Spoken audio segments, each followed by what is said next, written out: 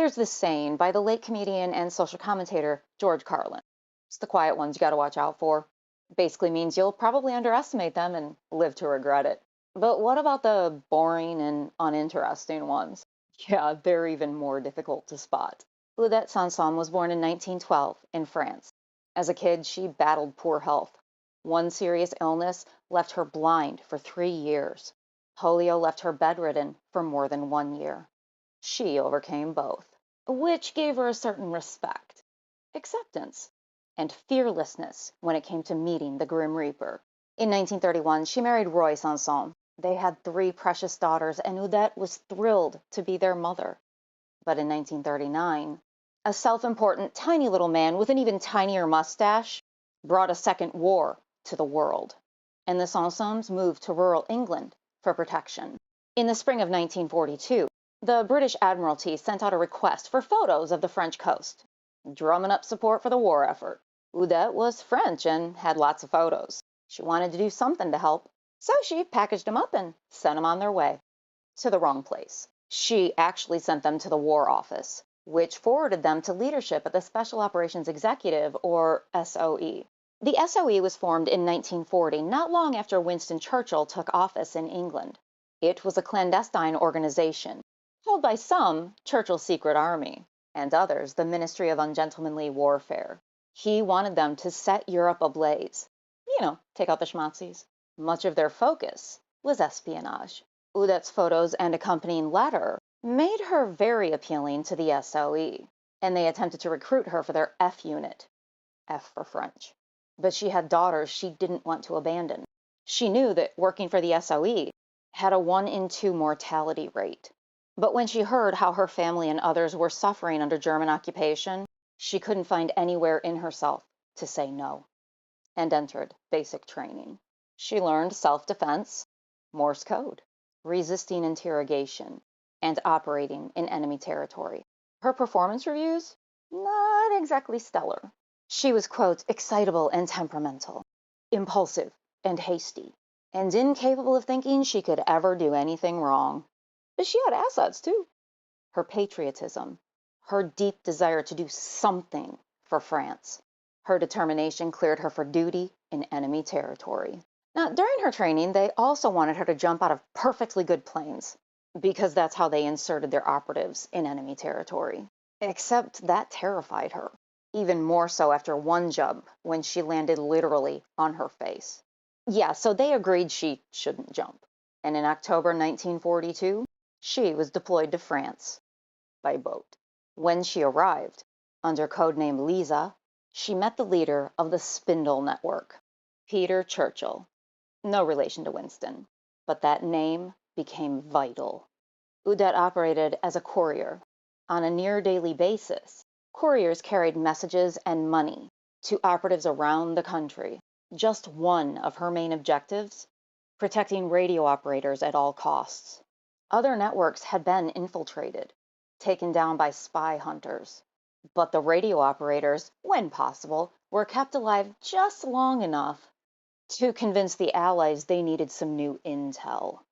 That was bad. Really bad. Odette wasn't afraid of capture, torture, or execution.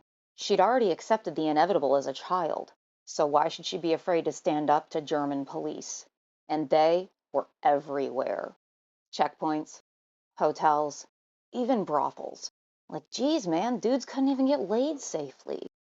Anyway, Odette went undetected for more than a year, but the inevitable was coming. Its name was Hugo Bleicher. No, I don't care if I pronounced it right. He's a villain. He was one of Germany's top spy hunters and had single-handedly infiltrated and taken down entire networks. And the mustache rather liked that. Well, he got into Spindle, too, and shut it down permanently, if you catch my meaning. Well, except for Odette and Peter, who were sent to a prison in Paris for interrogation. Interrogators had been told he was the leader of Spindle. She had other ideas. During questioning, she convinced them Peter was directly related to Winston Churchill, and that she was Peter's wife. Being a Churchill made them great bargaining chips, but she had only married into the name. which made her far more disposable. She insisted and never backed down that she, not Peter, was the leader of Spindle. Nothing they did convinced her to say otherwise. Each time they asked for the names of other operatives, her response was the same: I have nothing to say. Eventually, they got fed up with her being boring and uninteresting and sent her to Ravensbrück, an all-women's concentration camp in the north of Germany, where she was meant to be executed. But not before the Schmatzis made damn sure that she was sure she had nothing to say. At the camp, she was interrogated repeatedly for 2 years. Well, it was actually torture.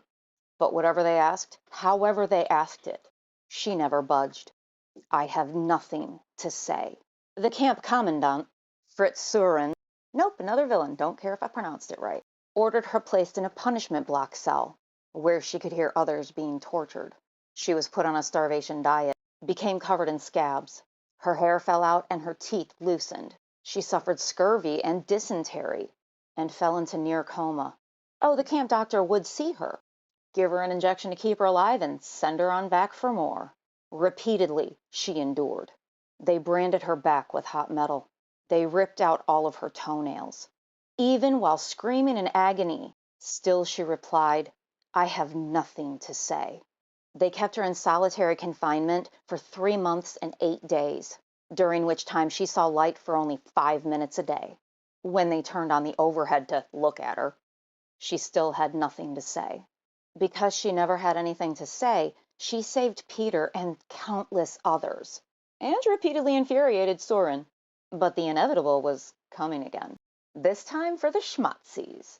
When Soren caught wind of the Allies' impending arrival, he decided it would be unbecoming if they saw a Churchill relative suffering at his hands. So he moved her to a regular cell, discontinued the torture, and gave her regular rations. How very kind of him, am I right? Selfish bastard. May 1st, 1945, he delivered her to the Americans, like a cat gifting a mouse. See, look how good I did for you, and it's even a Churchill. Yeah, so she testified against him at the Hamburg-Ravensbrück trials in 1946. He was found guilty of uncounted war crimes and executed in 1950. Odette required extensive treatment and hospitalization, but she was reunited with her daughters. They'd been one of the main reasons she was able to never have anything to say. Ultimately, she and her first husband's marriage ended. Not long after, she did marry Peter, but their marriage only lasted about 8 years. That same year, she married her third husband, Geoffrey Hallows, and they were together for the rest of her life, until she passed away in 1995 at the age of 82. Now, after the war, she donated her time to charitable causes and stayed active in veterans associations. Among her several awards, France named her a Chevalier of the Legion of Honor. England bestowed 7 medals, some posthumously, including naming her a member of the Order of the British Empire. And she was the first woman to be awarded a George Cross, equal to the highest military honor for valor. Only 4 women received it. She was the only one to receive it while still alive. She didn't want to accept it, but when they finally convinced her, she insisted she was not accepting it for herself. She was receiving it for all of her fellow SOE operatives, including those who didn't make it home. All told, she was decorated 8 times, making her the most decorated woman spy of World War II. And today, her medals are on display at the Imperial War Museum in England. She's remembered in several other ways as well. It's true, the quiet ones are the ones you need to worry about. But sometimes, it's the boring ones who are flying or sailing under the radar who affect history the loudest because they had nothing to say.